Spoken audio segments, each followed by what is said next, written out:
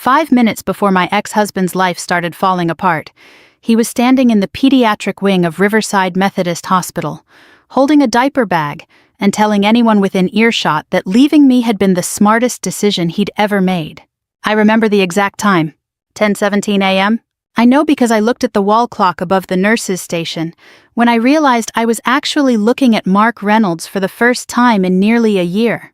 Some people say time heals everything. I don't know about that. What I do know is that 12 months after a divorce, you stop expecting certain surprises. You stop expecting to see your ex-husband in the middle of a busy Tuesday morning while you're carrying a tablet full of patient charts and trying to make it to a staff meeting, especially when he's standing beside your former best friend. And especially when she's holding a baby. I froze for half a second. Not because I still loved him. That part was long gone. But because some wounds leave scars, and scars can ache when the weather changes. That morning, Columbus was cold and gray. Rain tapped against the hospital windows. Maybe that explains it. Or maybe seeing the two people who helped destroy your marriage just never feels normal. Dr. Carter, one of the nurses, glanced at me. "You okay?" "Yeah." I adjusted the tablet under my arm. "Just distracted." The nurse nodded and hurried away. I thought I could walk past them. I really did. Unfortunately, Mark saw me. His face lit up immediately. Not with embarrassment. Not with regret. With amusement. The same smug expression I'd spent years looking at across dinner tables. "Well," he called out loudly, "look who it is." A few people turned. Hospital waiting rooms have excellent acoustics when you least want them to. Jessica looked up from the baby stroller. Her smile was smaller. More cautious. At least one of them had enough sense to be uncomfortable. I considered continuing toward the elevator. Instead, I stopped. After 20 years in medicine, I'd learned something important. Running from uncomfortable situations rarely makes them disappear. "Hello, Mark," he grinned. "Emily." The baby in the stroller was reaching for a toy giraffe. Blonde hair, blue eyes. About a year old, maybe a little younger. Jessica adjusted his blanket. The movement felt strangely rehearsed, like she wanted everyone around us to notice how happy her little family looked. For a moment, nobody spoke. Then Mark broke the silence. "How have you been?" The question sounded friendly. His tone wasn't. "I've been fine." "Still working too much." I almost laughed. That accusation again. For years, every disagreement in our marriage somehow circled back to my career. Too many hospital shifts. Too many conferences. Too many patients. Never mind the fact that he worked 60-hour weeks himself. The rules had always been different for me. "I enjoy my work." "Oh, I know." A couple sitting nearby exchanged glances. They could sense what this conversation really was. Most people can. Mark took a step closer. "I guess some things never change." Jessica shifted uncomfortably. "Mark." "What?" He shrugged. "We're all adults here." I knew that look. He was performing. Some people don't want an audience. Mark always did. Then he delivered the line. The one he'd probably been waiting a year to say. "Leaving you was the best decision I ever made." The waiting room became very quiet. Even the television mounted in the corner seemed less noticeable. Jessica stared at the floor. I kept my expression neutral. Not because I wasn't angry. Because I was. But physicians learn emotional control early. You can't panic during emergencies. You can't lose your temper when people are counting on you. And after enough years that discipline becomes habit. Mark wasn't finished. A useless woman can't have children. There it was. The old knife. The one he loved twisting. For almost 7 years we had tried to have a family. 7 years of appointments. Tests. Specialists. Disappointment. Crying in parking lots. Driving home in silence. At least that's how I remembered it. Back then I'd believed we were suffering together. I didn't know how wrong I was. Jessica squeezed the baby bottle in her hand. "Mark, stop." But he was enjoying himself too much. He nodded toward the stroller. "I'm lucky." His smile widened. "I have a 1-year-old son with your best friend." The words hung in the air. Cruel. Deliberate. Designed to hurt. The funny thing is I expected to feel devastated. Instead I felt tired. Deeply tired. Maybe because I'd already done my grieving. Maybe because betrayal gets less powerful after enough time passes. Or maybe because I knew something he didn't. Not everything. But enough. I looked at the little boy. None of this was his fault. Then I looked at Jessica. She wouldn't meet my eyes. That surprised me. People who are proud of their choices usually don't stare at the floor. Finally, I looked at Mark. He was waiting for a reaction. Tears. Anger. Something. Anything. Instead, I smiled. Just a small smile. Nothing dramatic. Really, I said. His confidence flickered. Only for a second. But I saw it. The same way physicians notice subtle symptoms others miss. What does that mean? He asked. Nothing. I shrugged. Just interesting. Now he looked irritated. Good. For once he wasn't controlling the conversation. My phone buzzed inside my lab coat pocket. A text message. I glanced down. The sender's name immediately caught my attention. David Lawson. I hadn't expected to hear from him that morning. Especially not there. Especially not then. The message contained only 6 words. I'm downstairs, we need to talk. My pulse quickened. Not from fear. From surprise. Because David wasn't the kind of man who sent urgent texts without reason. And suddenly I had a feeling this ordinary Tuesday was about to become anything but ordinary. I slipped the phone back into my pocket.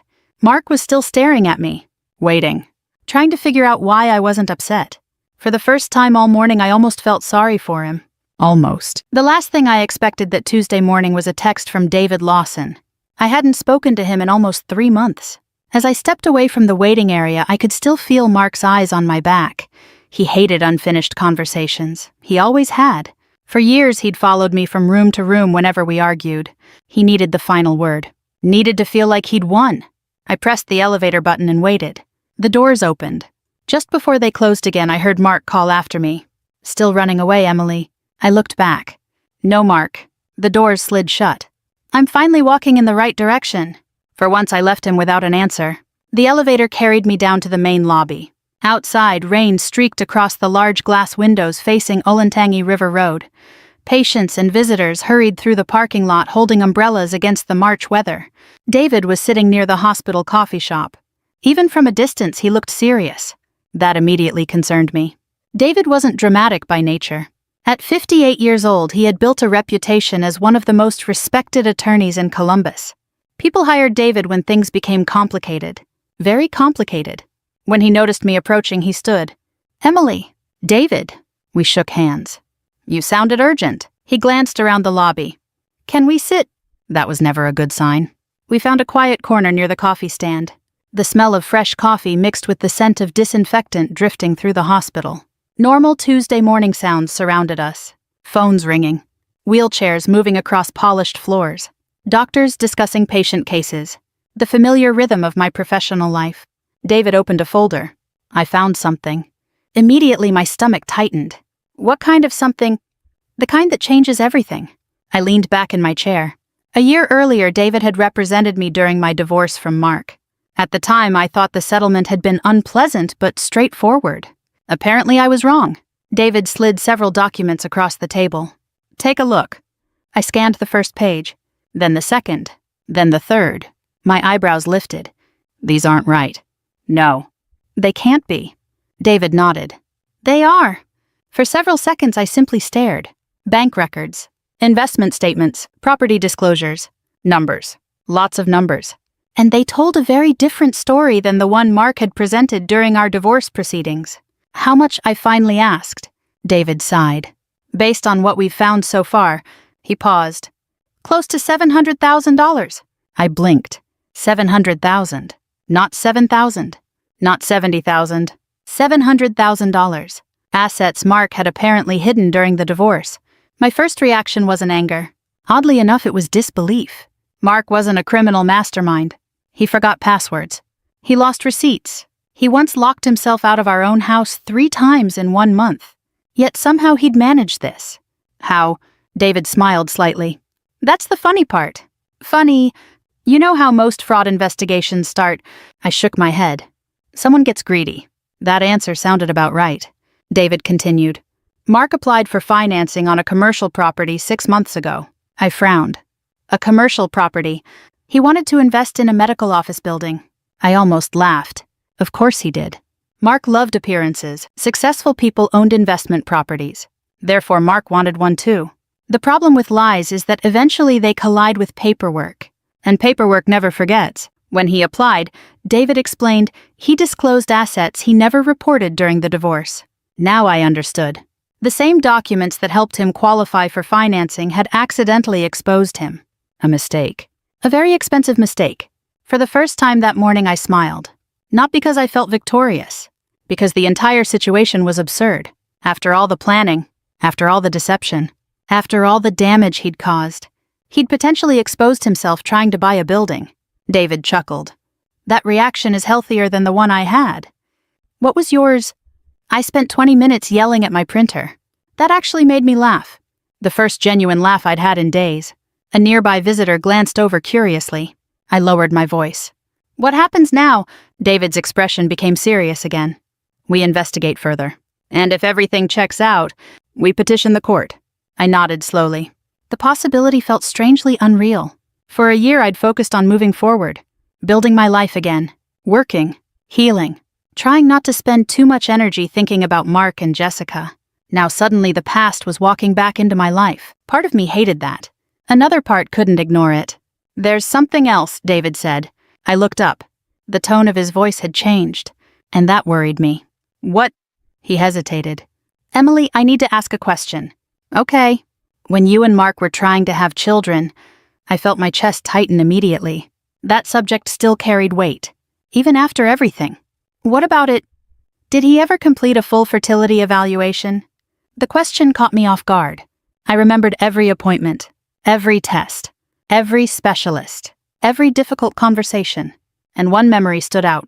Mark always finding reasons not to finish certain examinations, work obligations, travel, scheduling conflicts, excuses. At the time I believed him. I wanted to believe him. No, I said quietly. He never completed everything. David nodded, almost like he'd expected that answer. Why are you asking? He tapped the folder. Then he looked directly at me. Because another document surfaced. A chill ran through me. What kind of document? A medical report. Now my physician instincts immediately collided with my personal emotions. Medical privacy mattered. A lot. I had spent my entire career protecting it. David seemed to recognize my concern. I'm not asking you to violate ethics. Good. But I can tell you this. He leaned forward. The report strongly suggests Mark knew something years ago. I didn't speak. Neither did he. The silence lasted several seconds. Long enough for my imagination to start connecting dots. Dangerous dots. Finally, I asked the question. Are you telling me he lied? David answered carefully. I'm telling you there are reasons to believe he knew far more than he admitted. My heartbeat quickened. Not because I had proof. Because suddenly dozens of old memories felt different. Conversations, arguments, accusations. The way he'd blamed me. The way I'd blamed myself. The years I spent wondering whether my body had failed our marriage. Outside rain continued tapping against the windows. Inside something else was beginning. Not revenge. Not yet. But truth. And sometimes truth can be far more dangerous. As I stared at the folder between us, my phone buzzed again. This time it wasn't David. It was a notification from social media. Jessica Miller had just posted a new family photo. And for the first time I noticed something in that picture that made my stomach drop. Something I should have seen much earlier. I stared at Jessica's photo for several seconds. Then I looked again. Maybe you've had one of those moments. The kind where your brain notices something before you're consciously aware of it. A detail. A tiny inconsistency. Something that doesn't fit. The picture showed Jessica sitting on a blanket at Goodale Park with the baby in her lap. The caption read, "Perfect Sunday with my little man." Hundreds of likes. Dozens of comments. People congratulating her. Calling them a beautiful family. But I wasn't looking at the caption. I wasn't even looking at Jessica. I was looking at the child. Specifically his age. 1 year old. Maybe 13 months? And suddenly a timeline that had never quite made sense started clicking into place. I lowered the phone. What is it? David asked. I hesitated, then shook my head. I'm not sure yet. The truth was, I didn't trust my own emotions enough to say it out loud. Not yet. Years in medicine teach you not to jump to conclusions. You gather facts first. Then you form opinions. Unfortunately, being human makes that difficult sometimes. Especially when your own life is involved. David checked his watch. I need to get back downtown. I nodded. And I need to get back to work. He stood. Just be careful. Careful of what? His expression darkened slightly. People who build their lives on lies don't usually react well when the truth starts showing up. That turned out to be an understatement. The rest of the day passed in a blur. Patient consultations, administrative meetings, endless emails. By 6 o'clock, I was finally driving home through rush hour traffic. The rain had stopped. Downtown Columbus glowed beneath streetlights and wet pavement. Normally, I listen to music during the drive. That evening, I drove in silence. My mind kept returning to the same questions. What exactly had Mark known? How long had he known it? And why did Jessica look so nervous that morning? By the time I reached my townhouse in Upper Arlington, I had no answers. Only more questions. The next few weeks became frustrating. David's investigation moved slowly.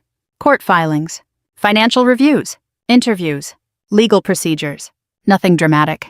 Real life rarely moves at movie speed. Meanwhile, Mark continued acting like everything was perfectly normal.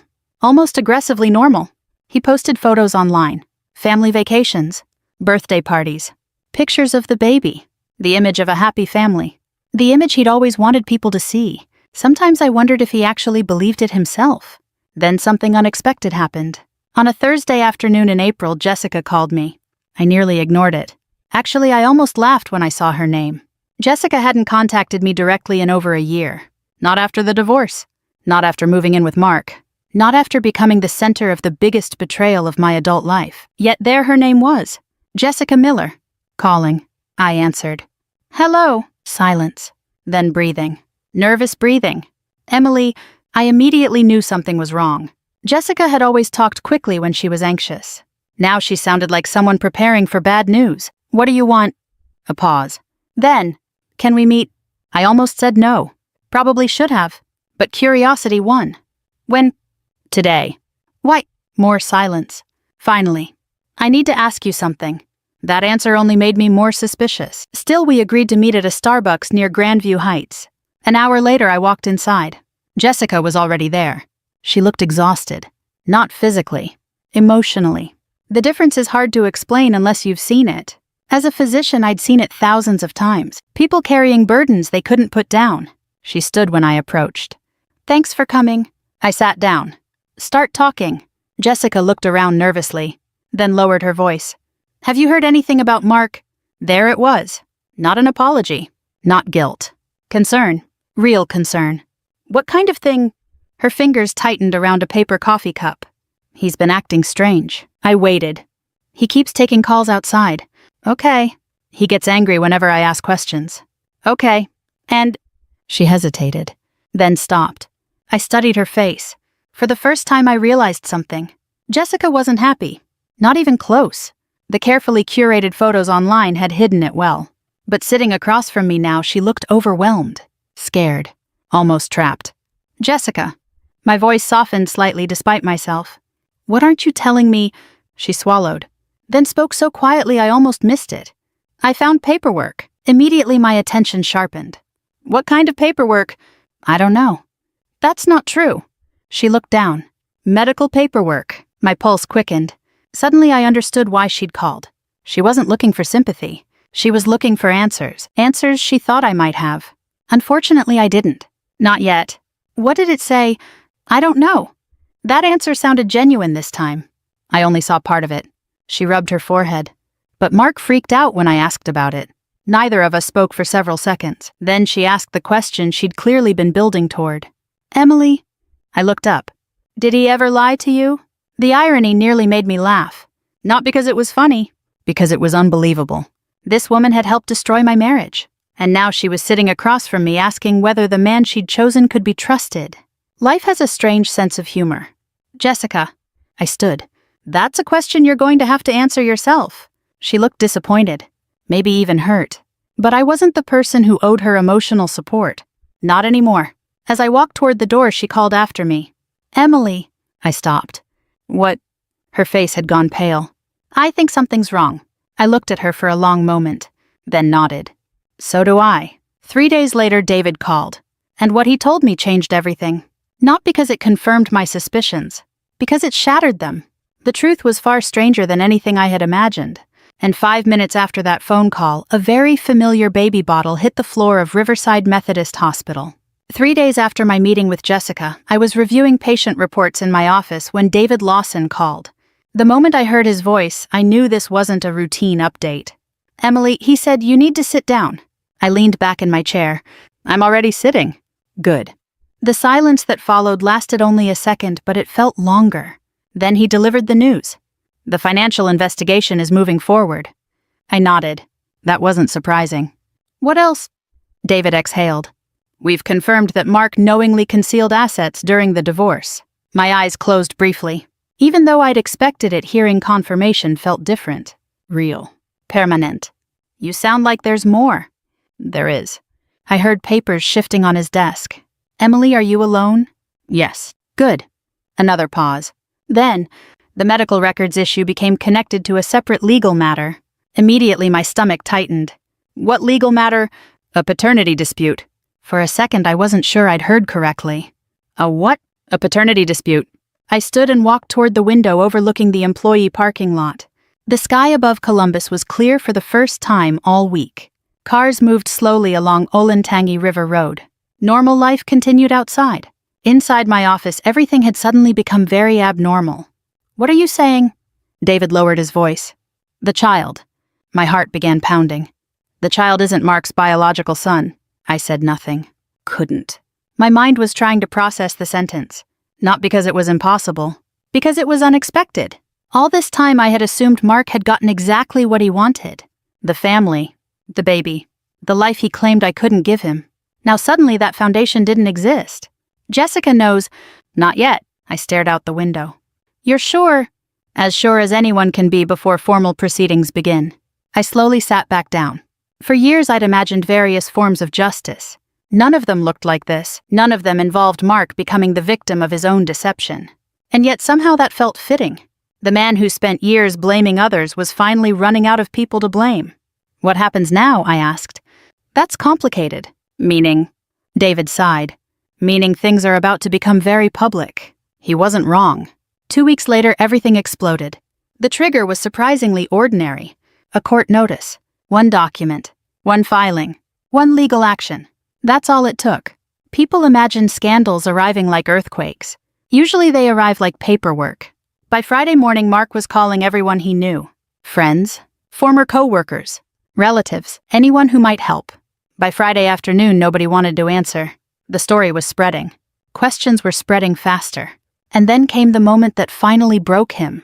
The hearing. Franklin County Courthouse. Downtown Columbus. Room 5B. The place was packed. Far more crowded than I expected. Apparently nothing attracts attention quite like a respected businessman discovering that several versions of his life story cannot all be true at the same time. I arrived early. Old habit.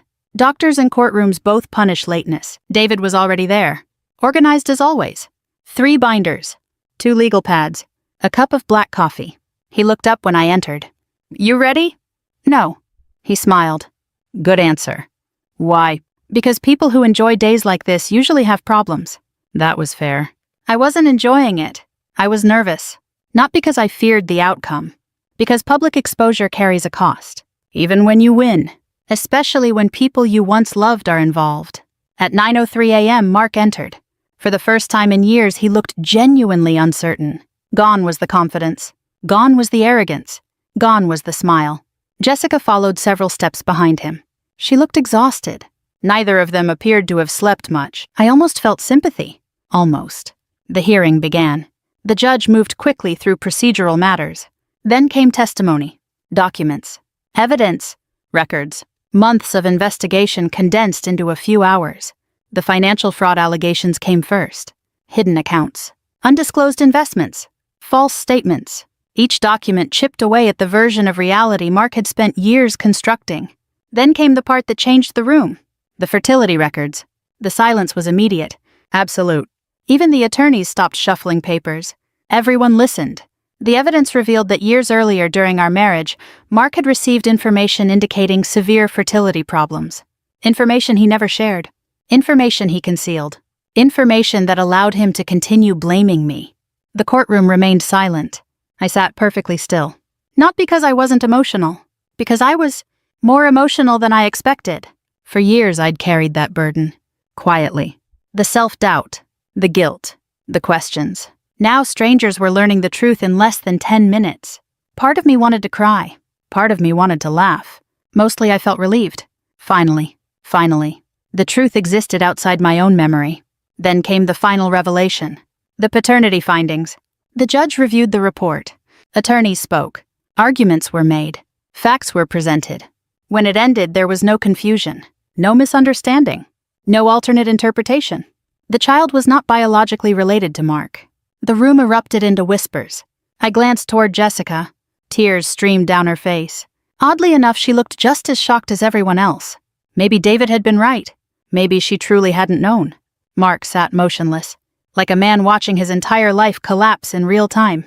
The strange thing was that I didn't feel victorious. Not exactly. I felt free. There is a difference. Victory depends on someone losing. Freedom doesn't. The judge's final ruling came shortly before lunch. Financial penalties, additional proceedings, asset redistribution, consequences, real consequences, not revenge, accountability. And for the first time in years, those two things felt very different. As people filed out of the courtroom, several former friends avoided eye contact with Mark. Others simply walked away. His audience was gone. His performance was over. The truth had finally taken center stage. And there was still one final chapter left to write. 6 months after the hearing, I was sitting on my back patio with a cup of coffee when my phone buzzed. The sun was setting over Columbus.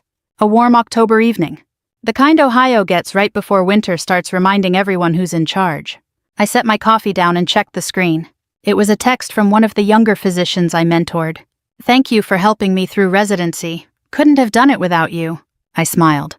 Of all the messages I'd received that year, those meant the most. Not the legal updates. Not the gossip.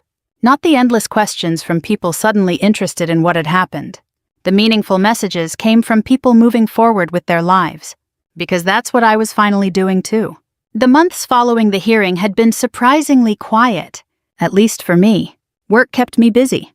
In June, I accepted a new position as Chief Medical Officer for a growing healthcare network, serving several communities across central Ohio. The role came with longer hours, more responsibility, more meetings than any reasonable person should ever attend. But I loved it. For the first time in years, I felt completely focused on my future, instead of recovering from my past. Every morning I drove to work without carrying old resentment with me. That alone felt like a victory. Not everyone was doing as well. Mark's legal problems continued. Additional investigations uncovered more financial irregularities. Nothing dramatic. Just the slow, steady consequences that follow years of bad decisions. The courts handled the rest. I stopped paying attention. Not because I didn't care. Because it was no longer my responsibility. That may have been the biggest lesson of all. At some point, you have to stop carrying other people's mistakes. Even when those mistakes hurt you. Especially then. Jessica contacted me once during the summer. I almost didn't respond. But curiosity got the better of me. We met for lunch at a small cafe in Dublin. The meeting was uncomfortable. Not hostile. Just uncomfortable. Some damage doesn't disappear because enough time passes. She arrived early. I arrived cautious. For several minutes we talked about ordinary things. Weather. Work. Traffic. Neither of us wanted to discuss the obvious. Finally she did. "I'm sorry."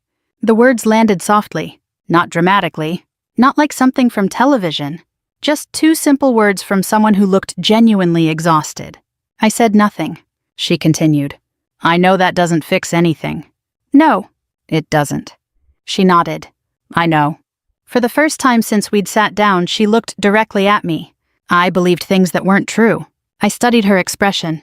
There was regret there. Real regret. Not self-pity. Not excuses. Just regret. The older I get, the more I appreciate the difference. We talked for another hour. Not as friends. That chapter was over. But as two people who had survived the same liar in different ways. When lunch ended, we hugged briefly. Awkwardly. Then we went our separate ways. That was enough. Forgiveness is a complicated word. People talk about it as if it's a single decision. It isn't. Sometimes forgiveness simply means deciding not to let anger occupy space in your life anymore. That's where I landed. Not friendship. Not reconciliation. Peace. And honestly, peace turned out to be much more valuable.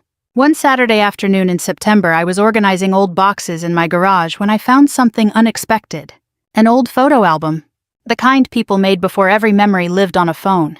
I sat on the floor and flipped through the pages. Pictures from medical school. Family vacations. Birthday parties. My first apartment. My wedding. The early years of my marriage. For a few minutes I studied those photographs. Not with sadness. Not with bitterness. With perspective. The woman in those pictures wasn't weak. She wasn't foolish. She wasn't a failure. She was simply trusting. Sometimes trust gets rewarded. Sometimes it gets exploited. Either way, trusting isn't the mistake. Betrayal is. That realization brought me more comfort than I expected. Because for years I'd quietly wondered what I could have done differently. The answer was simple. Nothing. At least nothing that would have changed another person's character. People make their own choices. Mark made his. Jessica made hers. Eventually, those choices created consequences neither of them expected. The same is true for all of us, good or bad. Sooner or later, what we build is what we live inside. That evening, as the sun disappeared behind the trees, I carried the photo album back into the house. My life wasn't perfect. Nobody's is. I still had difficult days, stressful weeks, moments when old memories appeared unexpectedly. But those memories no longer controlled the direction of my life, and that made all the difference. If there's one thing this experience taught me, it's that truth moves slowly, but it keeps moving. You may not see results immediately, and justice rarely arrives on your schedule. Still, what is real has a way of surviving.